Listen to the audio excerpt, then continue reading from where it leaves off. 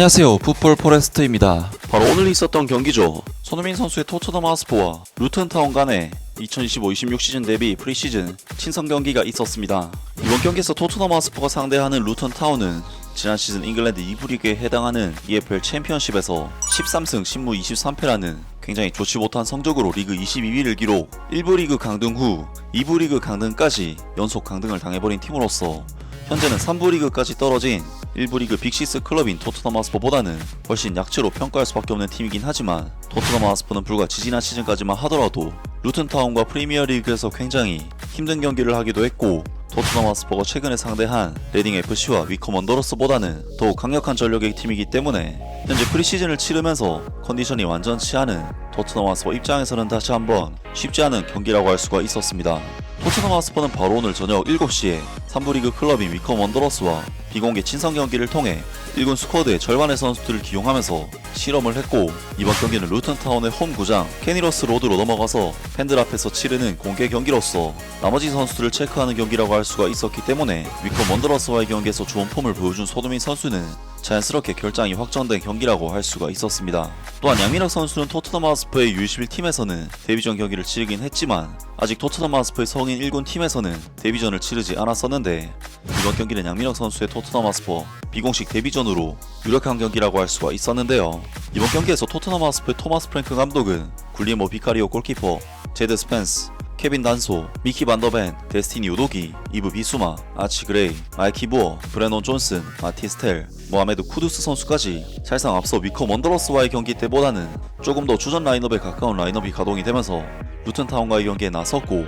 지난 레딩과의 경기에서 정말 환상적인 활약을 해줬던 신입생 모하메드 쿠두스 선수가 선발로 바로 출전 기회를 얻게 되었습니다. 그리고 양민혁 선수는 이번 경기 벤치 명단에 이름을 올리면서 후반전 출전에 데뷔를 하게 되었는데요. 또한 루튼타운 역시 이번 경기에서 풀주전급 스쿼드를 가동시키면서 강력한 라인업으로 토트넘 하스퍼를 상대했습니다. 이번 경기에서 토트넘 하스퍼는 루튼타운의 홈 구장 캐니러스 로드에서 치러지는 경기였음에도 불구하고 객관적인 팀 전력상 우위를 가진 팀인 만큼 기본적인 볼 소유권과 주도권에 있어서는 앞서는 경기를 했는데, 토트넘 하스퍼는 전반전 볼 점유율이 70%에 육박할 정도로 루튼타운보다 볼 점유율에 있어서는 확실히 우세한 경기력을 보였는데요. 그리고 경기 모멘텀 데이터를 살펴봐도 이번 경기는 토트넘 하스퍼가 대부분의 경기 주도권을 가져가는 상황에서 루튼타운이 한 번씩 역습으로 토트넘 하스퍼의 골문을 노리는 전형적인 강팀과 약팀 간의 경기 양상이 나왔습니다. 하지만 토트넘 하스퍼는 바로 전에 있었던 위컴 원더러스와의 경기 때와는 달리 루튼타운을 상대로 우세함을 전혀 살리지 못하는 경기력을 보이면서 좀처럼 찬스를 만들어내지 못했는데, 확실히 토트넘 하스퍼는 공격 진영에서 너무나도 어린 선수들이 출전을 하다보니 피지컬적인 측면에서 완성도가 높은 루튼타운의 수비진을 전혀 위협하지 못했고, 위컴 원더러스와의 경기 때는 상당히 높았던 경기 템포 또한 이번 루튼타운과의 경기에서는 페이스가 전혀 살아나지 못하는 모습을 보였습니다. 이번 경기 전반전에서 토트넘 하스퍼의 가장 큰 문제점은 일단 공격수들이 상대 수비와의 경합에 있어 우위를 점하지 못한다는 문제도 있었지만, 본래 공격수인 제이미 돈리 선수를 풀백으로 기용하는 바람에 포메이션적인 불안정성이 생기고 말았고, 이를 커버하기 위해 중앙 미드필더인 이브 비수마 선수가 측면 사이드백 자리로 빠져서 커버를 하느라 막상 중원에서는 토트넘 하스퍼의 중원 라인이 텅텅 비는 상황이 발생을 하는 등 토트넘으로서는 볼 점유율만 높을 뿐 경기를 전혀 지배하지 못하는 굉장히 답답한 경기를 할 수밖에 없었습니다. 게다가 이러한 상황 속에서 그나마 토트넘 하스퍼의 공격을 이끌어줄 수 있는 선수인 모하메드 쿠두스 선수 또한 그나마 토트넘 선수들 중에서는 볼 경합에 있어서 가장 좋은 폼을 보여주긴 했지만 혼자서 루튼타운에 내려앉은 수비 틈을 뚫어내기에는 역부족이었고, 토트넘 하스퍼는 공격 전개와 볼 경합, 중원 싸움, 경기 템포 등 정말 모든 면에서 너무나도 아쉬운 경기력이 나오고 말았는데요. 사실 손흥민 선수의 폼 또한 최근에는 굉장히 좋지 못한 편에 속하지만 이번 경기는 손흥민 선수의 부재가 크게 느껴졌던 경기였던 것이, 손흥민 선수는 직전에 있었던 위컴 원더러스와의 경기에서 특유의 위컴의 수비진을 직접 교란시킨 뒤 킬패스를 찔러 넣으면서 수차례 찬스 메이킹을 해냈고, 손흥민 선수의 이러한 활약과 함께 토트넘 하스퍼의 팀 공격 또한 살아났기 때문에 이번 경기에서 상대 수비를 위협할 수 있는 선수가 전혀 없다는 것은 토트넘 하스퍼에게는 전반전 슈팅 한계라는 처참한 결과로 돌아오고 말았습니다. 사실 마티 스텔 선수와 브레논 존슨 선수의 경우 원래부터 수비수들을 직접 위협하는 선수들이라기보다는 수비수들을 피해서 찬스를 노리는 유형의 선수들이고,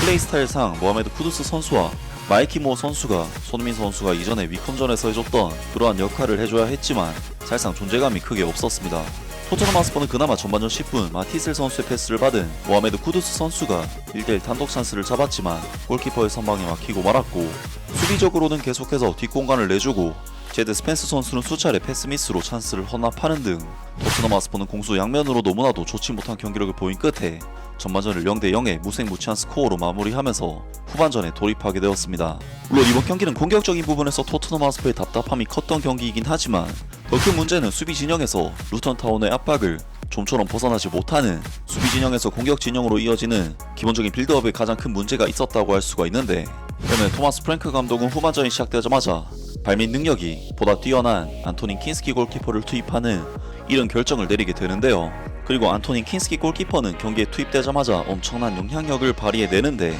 52분 안토닌 킨스키 골키퍼는 나키 웰스 선수의 환상적인 발리 슈팅을 세이브해내면서 토트넘 하스퍼를 구해냈고, 1분 뒤인 53분에는 제드 스펜스 선수가 오른쪽 측면에서 뚫리면서 위기 상황이 또다시 나왔지만 다시 킨스키 골키퍼가 막아내면서 토트넘 하스퍼는 안토닌 킨스키 골키퍼 투입 효과를 정말 제대로 보는 토마스 프랭크 감독의 좋은 교체 용병술이 나왔습니다. 하지만 토트넘 하스퍼는 공격진에서는 여전히 모하메드 쿠두스 선수 혼자서 루턴 타운의 수비수들을 상대하다시피 하는 거의 원맨쇼 느낌으로 경기가 진행이 됐고, 여전히 루턴 타운을 상대로 슈팅 찬스를 전혀 만들어내지 못하는 답답한 상황이 이어졌는데요. 토트넘 하스퍼는 77분 또다시 모하메드 쿠두스 선수가 개인 능력으로 찬스를 만드는 것 외에는 이렇다 할 찬스를 전혀 만들지 못했고, 결국 토트넘 하스퍼의 토마스 프랭크 감독은 77분 선수단을 대거 교체시키면서 마침내 양민혁 선수는 자신의 등번호 18번을 달고 토트넘 하스퍼 1군 팀에서 비공식전이지만 데뷔전을 치르게 되었습니다. 그리고 양민혁 선수는 교체 투입되자마자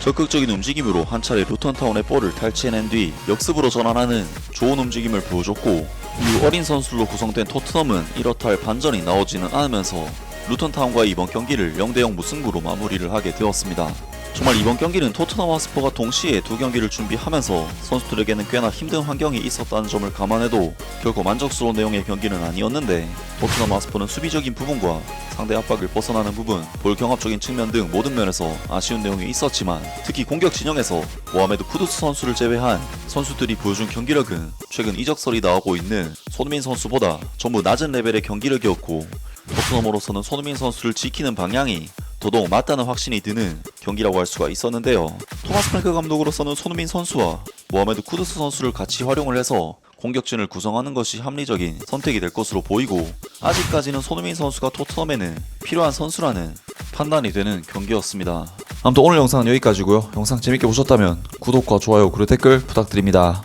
감사합니다.